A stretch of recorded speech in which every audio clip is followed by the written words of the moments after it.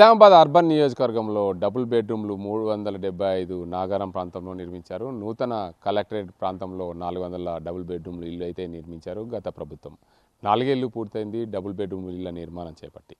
పూర్తి స్థాయిలో చివరి దశకు పంపిణీ దశలో ఉండే లబ్ధిదారుల ఎంపిక విషయంలో ఆలస్యం జరగడం, గత ప్రభుత్వం ఎన్నికల్లో ఓటమి చెందడం, దానివల్ల డబుల్ బెడ్రూమ్ల ఇళ్ళ పంపిణీ అలాగే మిగిలిపోయింది. చూడొచ్చు, మనం నాగారం ప్రాంతంలోని డబుల్ బెడ్రూమ్ ఇళ్ళ ప్రాంతంలో ఉన్నాం.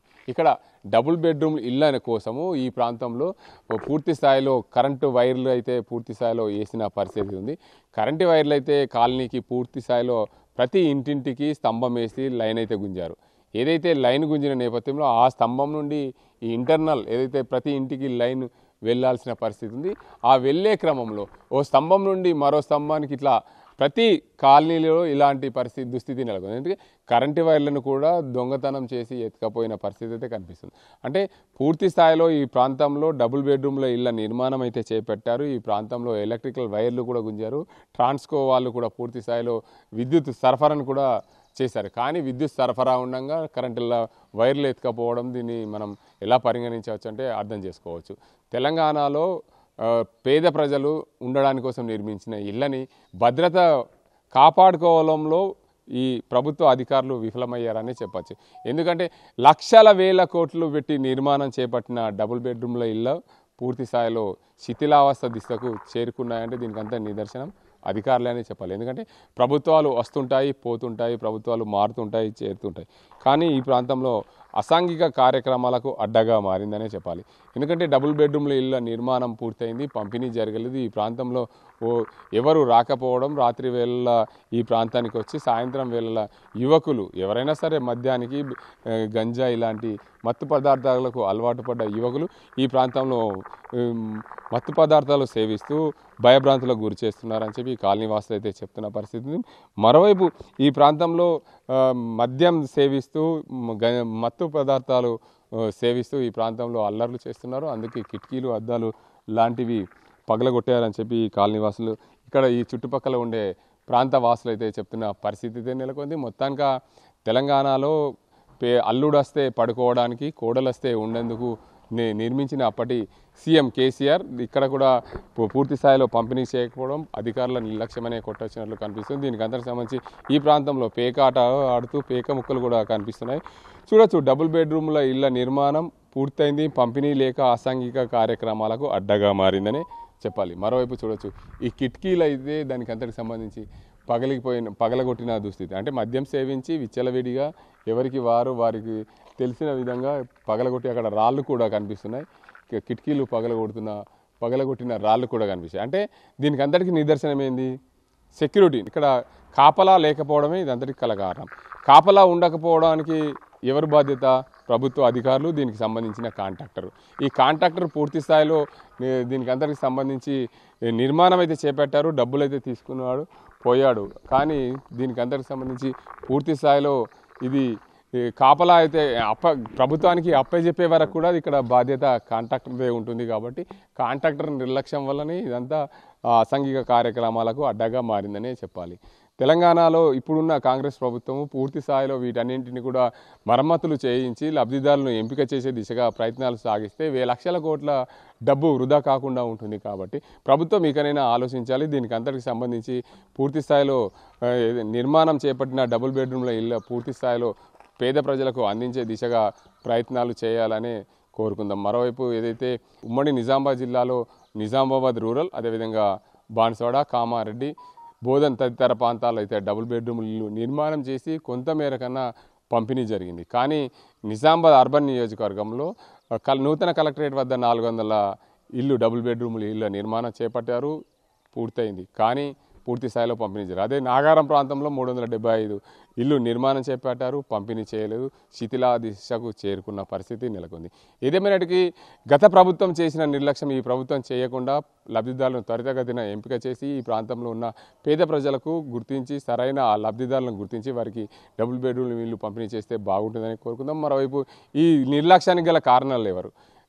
అధికారుల, నాయకుల. ఈ డబుల్ బెడ్రూమ్ ఇల్లు శిథిలావస్థకు చేరిన అంటే కరెంటు వైర్లు దీనికి అంతటికి సంబంధించి కిటికీలు ఎత్తుకపోవడము, మరోవైపు ఎలక్ట్రిక్ వైర్లు బిగించిన ఫ్యాన్లు ఎత్తుకపోవడం, ప్యానల్ బోర్డులు ఎత్తుకపోవడం, వీటన్ని ఎవరిపైన నా కేసు పెట్టారా, లేకుంటే వారిని ఎలా గుర్తిస్తారు, ఈ ప్రాంతంలో ఉన్న కార్పొరేటర్ ఎవరు, దీనికి అంతటికి సంబంధించి అధికారులు ఎవరు, వీటి అన్నింటినీ ఎవరు దీనికి బాధ్యత వహిస్తారు, వేల కోట్ల రూపాయలు ధ్వంసం చేసిన ఆ వ్యక్తులపైన ఎవరు దీనికి అంతటికి సంబంధించి నిర్ధారిస్తారనే కోణంలో కూడా ప్రభుత్వం ఆలోచించాలి. వారిపైన కఠిన చర్యలు తీసుకోవాలి. ప్రభుత్వ ఆస్తులు ధ్వంసం చేసినందుకు వారిపైన కఠిన చర్యలు ఉంటాయి కాబట్టి వారందరినీ కూడా గుర్తించే పనిలో ఆ అధికారులు పడాల్సిన అవసరం ఉంది. మరోవైపు ఈ డబుల్ బెడ్రూమ్ ఇల్లు నిర్మాణం పూర్తయింది. త్వరితగతిన పంపిణీ చేస్తే పేద ప్రజలకు లబ్ధి చేకూరే విధంగా ఈ ప్రభుత్వం ఆలోచన చేయాలని చెప్పి మనం కూడా కోరుకుందాం.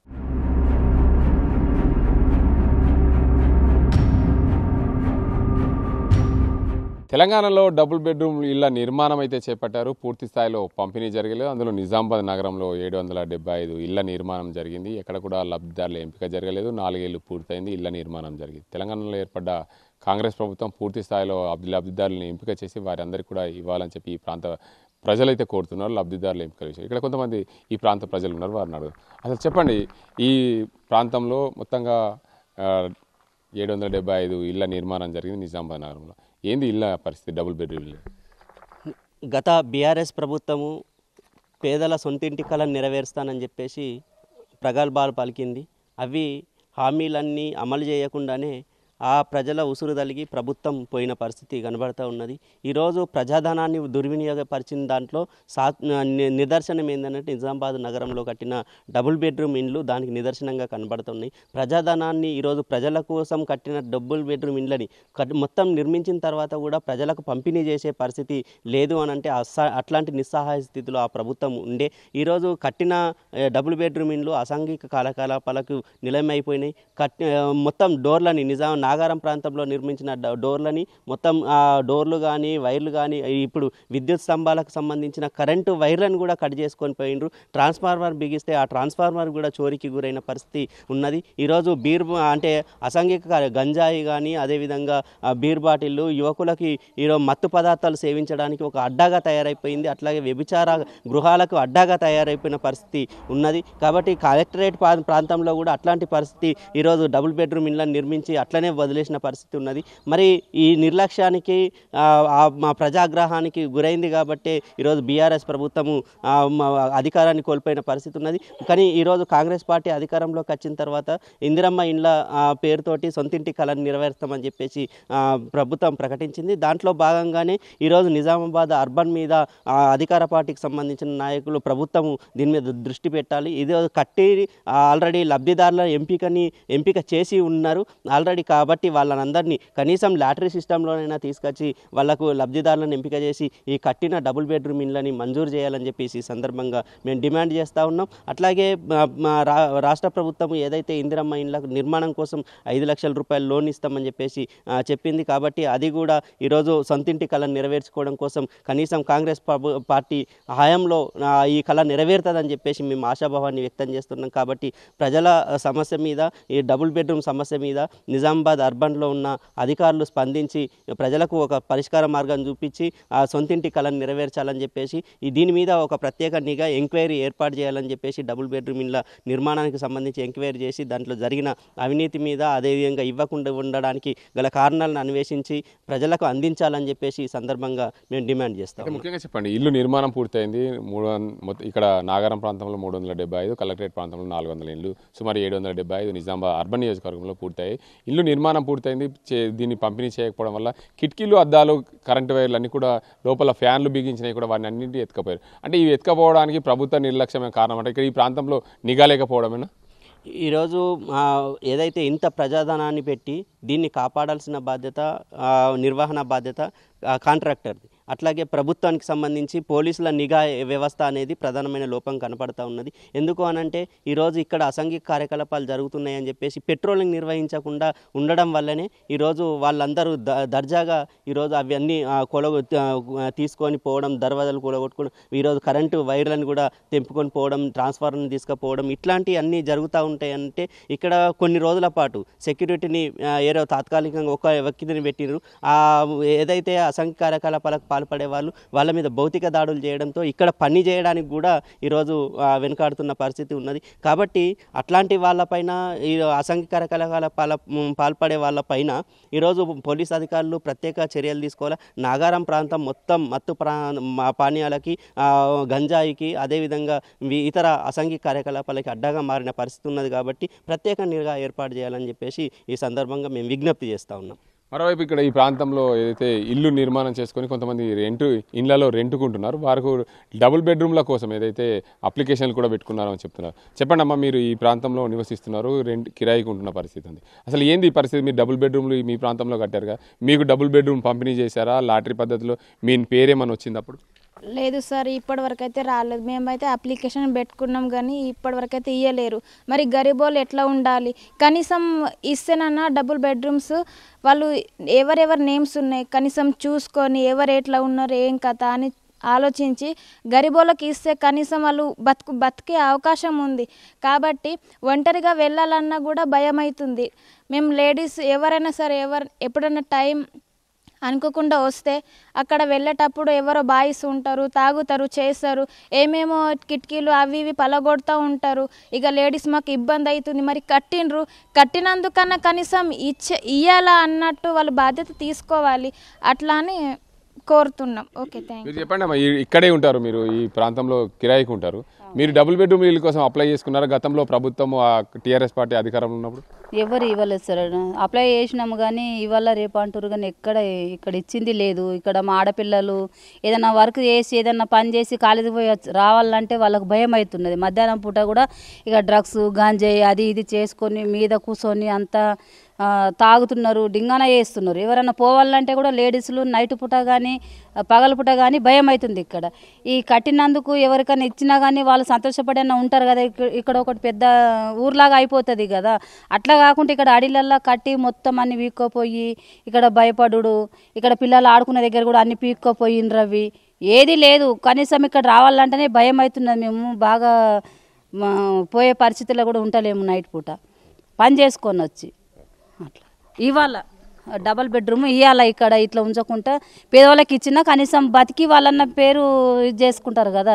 అంతా చుట్టుపక్కల అంతా ఇచ్చేసి ఇక్కడనే నిజామాబాద్లోనే ఇస్తలేరు. డబుల్ బెడ్రూమ్ ఇళ్ళ నిర్మాణం అయితే పూర్తయింది, కానీ ఎక్కడ కూడా పంపిణీ చేయలేకపోవడంతో మా ప్రాంతంలో అసాంఘిక కార్యక్రమాలకు అడ్డగా మారింది. ఎందుకంటే రాత్రిపూట అన్ని యువకులు ఈ ప్రాంతంలోకి వచ్చి కిటికీలు దర్వాజాలు పగలగొడుతూ మద్యం సేవిస్తూ దాంతోపాటు మత్తు పదార్థాలకు అలవాటు పడుతూ ఈ ప్రాంతంలో డబుల్ బెడ్రూమ్ల ఇళ్ళ నిర్మాణం పూర్తి స్థాయిలో చెడిపోయే దిశకు వచ్చింది. అందువల్ల ప్రభుత్వము ఇప్పుడున్న కాంగ్రెస్ పార్టీ అయినా సరే ఈ ప్రాంతంలో ఉన్న డబుల్ బెడ్రూమ్లు నిర్మించి ఉన్న వాటిని పూర్తి స్థాయిలో రిపేర్ చేసి లబ్ధిదారులకు ఇచ్చే విధంగా ప్రయత్నాలు చేయాలని చెప్పి ఈ ప్రాంతంలో నివసిస్తున్న కొంతమంది కాలనీ వాసులు కోరుతున్న పరిస్థితి ఇది.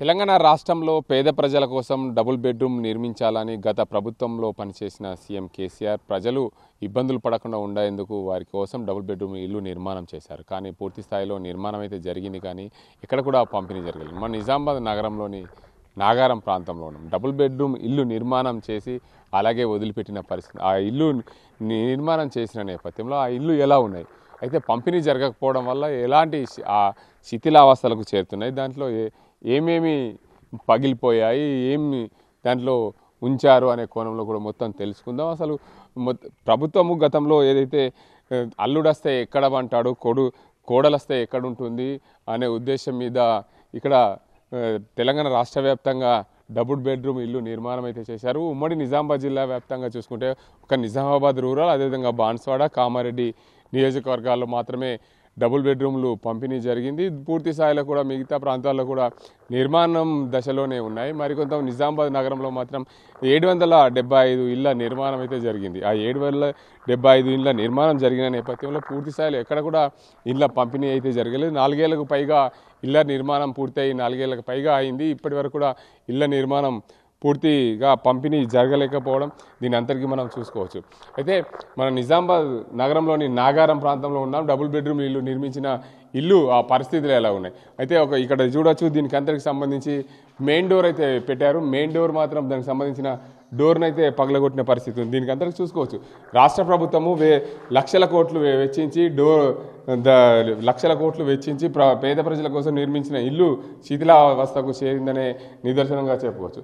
మరోవైపు మనం ఇంట్లో ఉన్నాం, దీంట్లో చూసుకునే పరిస్థితి చూసుకుంటే మొత్తంగా ఇల్లుకు అయితే మొత్తం పెయింట్ వేశారు. కరెంటు కూడా గుంజి అన్ని ఎక్కడెక్కడ బోర్డులు పెట్టిన పరిస్థితి అయితే ఉండే.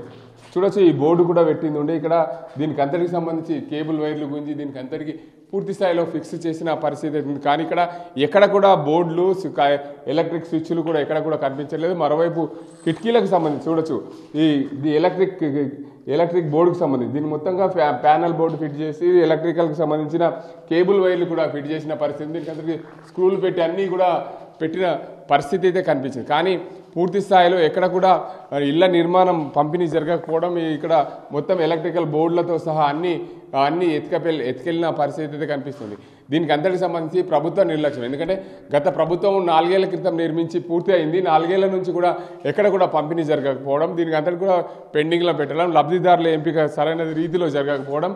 అదేవిధంగా కిటికీలు కూడా చూడొచ్చు, కిటికీలకు సంబంధించిన మొత్తం అద్దాలు పెట్టారు, డోర్లు పెట్టారు. కానీ ఇక్కడ డోర్లు లేవు, అద్దాలు లేవు, కేవలం కిటికీకి సంబంధించిన ఫ్రేమ్ మాత్రమే కనిపిస్తుంది. అంటే ఎందుకంటే గత ప్రభుత్వము నిర్లక్ష్యం వల్లనే ఈ డబుల్ బెడ్రూమ్ల ఇళ్ల నిర్మాణం పూర్తయినప్పటికీ కూడా లబ్ధిదారులకు పంపిణీ జరగకపోవడం, వేల కోట్లు లక్షల కోట్లు పెట్టి పేద ప్రజల కోసం నిర్మించి ఇచ్చిన ఇల్లు ఇలాంటి దుస్థితికి చేరిన నేపథ్యంలో ఇక్కడ చూడొచ్చు, మరింత ప్రతి ఇల్లుకు సంబంధించి ఏ ఇంటికి చూసినా ఎక్కడ చూసినా ఇదే పరిస్థితి నెలకొంది. అంటే ప్రభుత్వము ప్రతిష్టాత్మకంగా తీసుకున్న డబుల్ బెడ్రూమ్ ఇళ్ల నిర్మాణానికి సంబంధించి ఇక్కడ ఎంత చెత్తా చెదారంగా ఉన్న పరిస్థితి అయితే చూడొచ్చు. మొత్తానికి ఇక్కడ ప్రతి ఇంట్లో ఎక్కడైనా సరే ప్రతి ఇంట్లో ఫ్యాను, లైటు అన్నీ ఫిట్ చేసి ఉన్నప్పటికీ కూడా కేవలం పంపిణీ దిశగా ఉన్నప్పుడు, కేవలం పంపిణీ కోసం లబ్ధిదారుల ఎంపిక విషయంలో జాప్యం జరగడం, దీనికి అంతటి కూడా లబ్ధిదారులు పూర్తి స్థాయిలో లబ్ధిదారుల ఎంపిక కాకపోవడం వల్లనే ఇలాంటి ఇల్లు పాడుబడిన పరిస్థితి దుస్థితికి చేరిందని చెప్పవచ్చు. ఏదేమైనప్పటికీ ప్రభుత్వము నిర్లక్ష్యం, గతంలో చేసిన అధికారుల నిర్లక్ష్యం దీనికి అంతటి కూడా కొట్టొచ్చినట్లు కనిపిస్తుంది. ఎందుకంటే ఎవరికి వారే నాకేందిలే, నా డబ్బులు కావులే, ప్రభుత్వం డబ్బులే నాకెందుకులే అనుకున్న పరిస్థితిలో ఇలా ఇంత చెత్తా చెదారంగా పడి ఉన్న పరిస్థితి అయితే కనిపిస్తుంది. మొత్తానికి ఇక్కడ కిటికీలే తీసుకెళ్లిన పరిస్థితి అయితే కనిపిస్తుంది. చూడొచ్చు, ఇక్కడ మనం ఈ డబుల్ బెడ్రూమ్ ఇళ్లలో కిటికీ పరిస్థితి ఎలా ఉందంటే ఇక్కడ మొత్తంగా కిటికీ తవ్వికెళ్ళిన పరిస్థితి అయితే కనిపిస్తుంది. ఈ కిటికీలు లేకపోవడం, ఎందుకంటే తెలంగాణలో పేద ప్రజల కోసం నిర్మించిన ఇల్లు, ప్రత్యేకంగా పేదలు ఉండేందుకు నిర్మించిన ఇళ్లలో కాంట్రాక్టర్లు పూర్తి స్థాయిలో పనులు పూర్తి చేసినప్పటికీ ప్రభుత్వము అధికారులు నిర్లక్ష్యము దీనికి అంతటికి కూడా కొట్టచ్చినట్లు కనిపిస్తుంది. ఎందుకంటే లబ్ధిదారులు ఎంపిక చేసి ఉంటే ఇల్లు ఇప్పటికీ పూర్తి స్థాయిలో ఉంటుంది. కానీ ఇక్కడ చూసుకోవచ్చు, దీనికి అందరికి సంబంధించి నల్లకు సంబంధించిన పైప్ లైన్ కూడా వేశారు. పైప్ లైన్ వేసింది ఉంటే అక్కడి నుంచి ఇక్కడి వరకు పైప్ కట్ చేసుకొని ఎత్తుకెళ్ళిన పరిస్థితి కనిపిస్తుంది. దీన్ని పూర్తి అంటే మొత్తంగా చూడొచ్చు, అక్కడ ఆ ఇల్లుకు సంబంధించిన సజ్జ ఏదైతే కిటికీ పైన ఉండే సజ్జ కూడా పగలగొట్టిన పరిస్థితి. అంటే దీనికి అంతటికి ఎలా చూసుకోవచ్చు అనేది మనకు క్షుణ్ణంగా అర్థమవుతుంది. దీంతో అంతటికి నిర్లక్ష్యం ఎవరు? ఈ వేల కోట్ల లక్షల కోట్లు కట్టి వదిలేసిన పరిస్థితి ఎందుకు వచ్చింది? దీనికి అంతటికి సంబంధించి పూర్తి స్థాయిలో ఇల్లు ఎంత చెత్తా చెదారంగా పడి ఉన్న పరిస్థితి చూసుకోవచ్చు.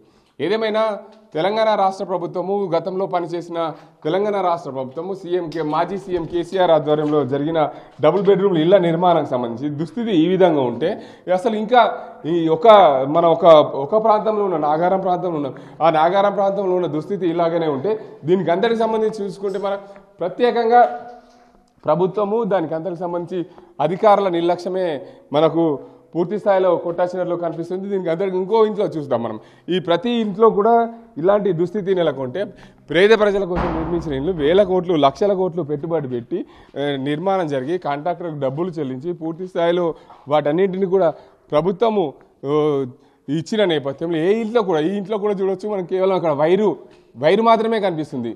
ఎందుకంటే అక్కడ ఫ్యాన్ బిగించి అన్నీ బిగించి ఉన్న పరిస్థితి.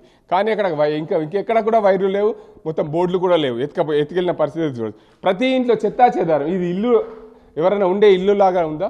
ప్రతి ఇంట్లో ఇదే పరిస్థితి నెలకొంది. అయితే ప్రభుత్వం ఇంత దుర్మార్గంగా అంటే గత ప్రభుత్వం చేసిన నిర్లక్ష్యం వల్లనే ఏదైనామైనప్పటికీ ప్రభుత్వ అధికారులు ఇప్పటికైనా తెలంగాణ రాష్ట్రంలో ఏర్పడ్డ కాంగ్రెస్ పార్టీ దీనిపైన దృష్టి పెట్టి పేద ప్రజల కోసము నిర్మించిన ఇళ్లను పూర్తి స్థాయిలో పంపిణీ చేస్తే దీనికి అందరికి సంబంధించి మరింత నిధులు కేటాయించి పూర్తి స్థాయిలో వర్క్ మొదలుపెట్టి పేద ప్రజలకు లబ్ధిదారులు ఎంపిక చేసి వారందరికీ ఇస్తే బాగుంటుంది. ఎందుకంటే ప్రతి అంతస్తులో పూర్తి స్థాయిలో ఇలాంటి ఇండ్లు ఉండడం వల్ల పేద ప్రజలు ఎక్కడ అసలు ఏం చేస్తుంటారు, వారు ఎలా ఉంటారు, ఇక్కడ దానికి అందరికి సంబంధించి పూర్తి స్థాయిలో మనం ఇవ్వలేకపోతున్నాం. కాబట్టి మనకందరికి సంబంధించి చూసుకోవచ్చు.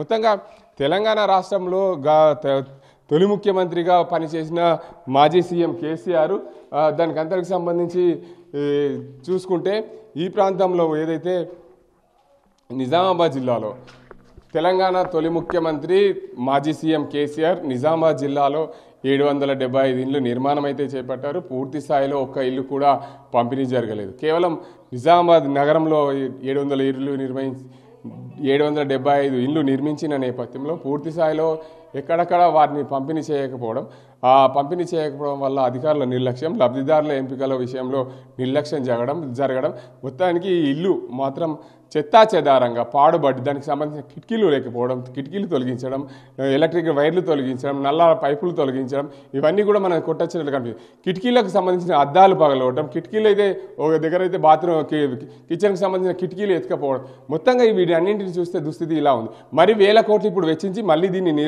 పూర్తి స్థాయిలో కాంట్రాక్టర్కి ఇచ్చి మళ్ళీ రిపేర్ చేయించి లబ్ధిదారులకు ఎంపిక చేయాల్సిన అవసరం ఉంది. తెలంగాణలో ఏర్పడ్డ కాంగ్రెస్ ప్రభుత్వం ఇప్పటికైనా ప్రభుత్వం దీనికి అంతటి స్పందించి పాడుబడ్డ ఇండ్లని కాకుండా మంచిగా పేద ప్రజలు ఉండే విధంగా తీర్చిదిద్దాలని కోరుకుందాం. ఇది ఇక్కడ పరిస్థితి. కెమెరా పర్సన్ అజింతో గంగారెడ్డి, RTV నిజామాబాద్.